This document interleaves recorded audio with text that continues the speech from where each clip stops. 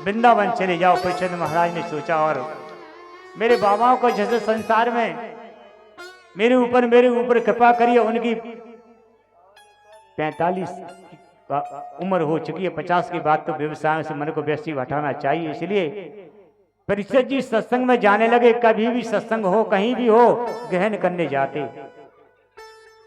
किसी भी संत का सत्संग हो, अपनी अपनी बुद्धि के अनुसार अवश्य करते।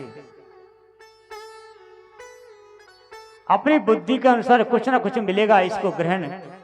और सत्संग में किसी की निंदा नहीं करना चाहिए। अच्छा लगे ग्रहण कीजिए, और उसमें कुछ दोष दिखाई दे, उनके प्रति मन को ना लगाएं। परीक्षित महाराज सत्संग में जाते तो आज घोड़ा पर चढ़ करके चले गए। घोड़ा पर चढ़ करके अपने 2-4 मंत्रियों को साथ में लेकर सुदूर प्रांत में चले गए, और जंगल में जाकर के भटकाव हो गया। सैनिक किधर निकल गए और परीक्षित जी किधर चले गए, ऐसा भटकाव हो गया। और वहां जाकर निर्जन वन में एक दृश्य देखा, एक विचित्र बहुत, कि एक पैर पे एक बैल खड़ा हुआ है, और बैल के सामने एक गौ माता खड़ी है। गाय बैल को देख करके बार बार रो रही है। उसके 3 पैर नहीं हैं। मैं जरा स्पष्ट कर दूं, ये धर्म रूपी, ये धर्म ही है साक्षात बैल के रूप में जो है। एक पैर पे खड़ा हुआ है, 3 पैर उसके नहीं हैं। और देख करके गौ माता बार बार रोती है, उसके 3 पैर नहीं होने से। शास्त्र कहता कि सतयुग में धर्म के 4 चरण होते हैं, सत्य, दान, दया और पवित्रता। धर्म के 4 चरण होते हैं। त्रेता में धर्म के 3 पैर रह जाते हैं, सत्य, दान और दया। और द्वापर में केवल 2 चरण रह जाते हैं, सत्य और दान। और कलयुग आते आते 1 चरण और टूट जाता है, केवल 1 ही पैर रह जाता है, वो है केवल सत्य। कलयुग में तो हमें धर्म का दर्शन थोड़ा बहुत हो रहा है, केवल सत्य के आधार पर रुका हुआ है। गोस्वामी जी कहते हैं कि धर्म न दूसर सत्य समाना, आगम निगम पुराण बखाना। सत्य साक्षात धर्म है, और धर्म पर ही कलयुग टिका हुआ है। एक पैर बचा हुआ है और एक ही पैर पर टिका है, लेकिन कलयुग चाहता नहीं कि धर्म का एक भी पैर सुरक्षित रहे।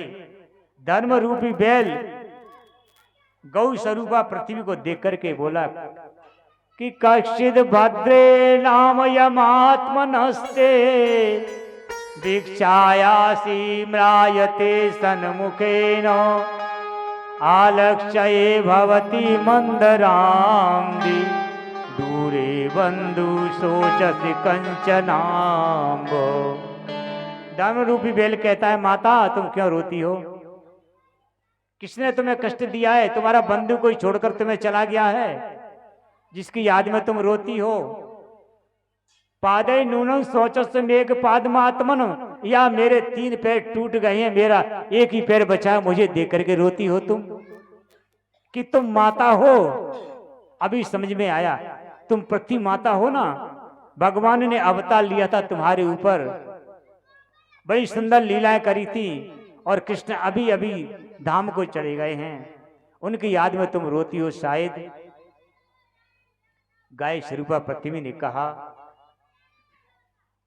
भगवान इससे बड़ा कष्ट और क्या हो सकता है मुझे, कि धर्म का जब उत्थान होता है तो धर्म का जब संवर्धन होता है तब मुझे प्रसन्नता होती है, और धर्म का जब ह्रास हो जाता है तो मेरे पैर टूटने लग जाते हैं, मेरे पैर टूट जाते हैं, तकलीफ होती है। क्योंकि पापी भी पृथ्वी के ऊपर होता है और पुण्य भी पृथ्वी के ऊपर होता है। उन दोनों की वार्ता को सुनकर राजा परीक्षित बहुत वहां पहुंच गए।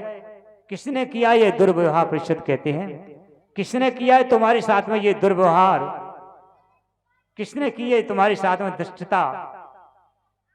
और किसने किया ये अपराध आपके साथ में? मुझे उसका नाम बताओ और मैं उसको दंडित अवश्य करूंगा। मुझे नाम बताओ उसका, कौन है?